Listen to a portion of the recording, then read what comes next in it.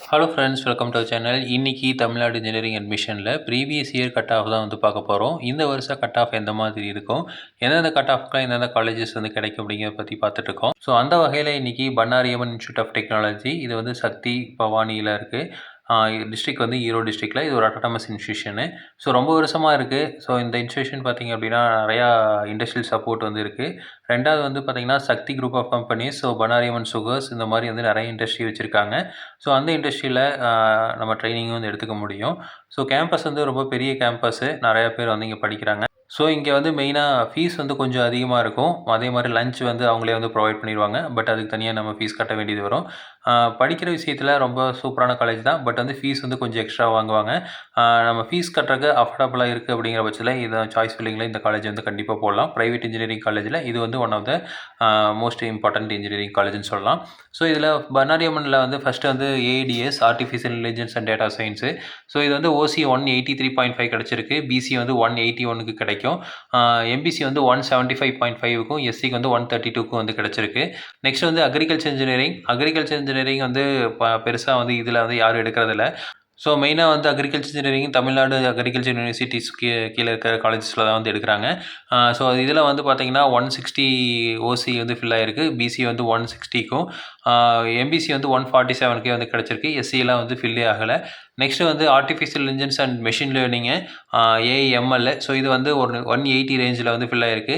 ஓசி வந்து 180.5க்கும், பிசி வந்து 179க்கும், எம்பிசி 175க்கும் வந்து கிடச்சிருக்கு.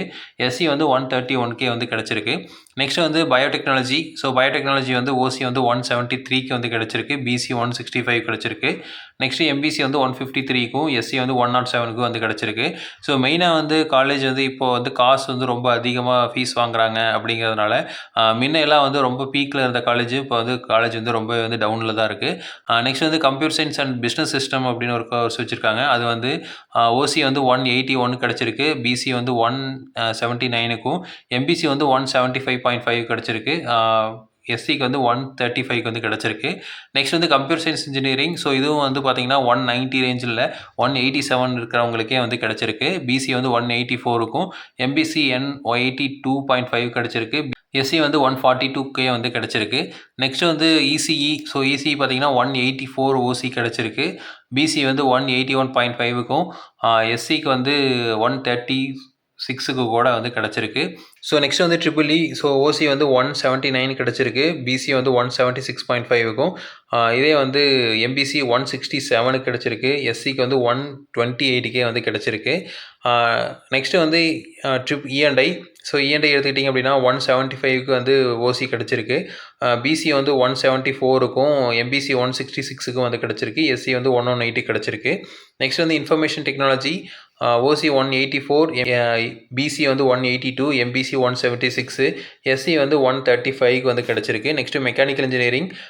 ஓசி வந்து 171க்கே கிடச்சிருக்கு. பிசி வந்து 167.5, எம்பிசி வந்து 160 கிடச்சிருக்கு. எஸ்சிக்கு வந்து 122 கிடச்சிருக்கு.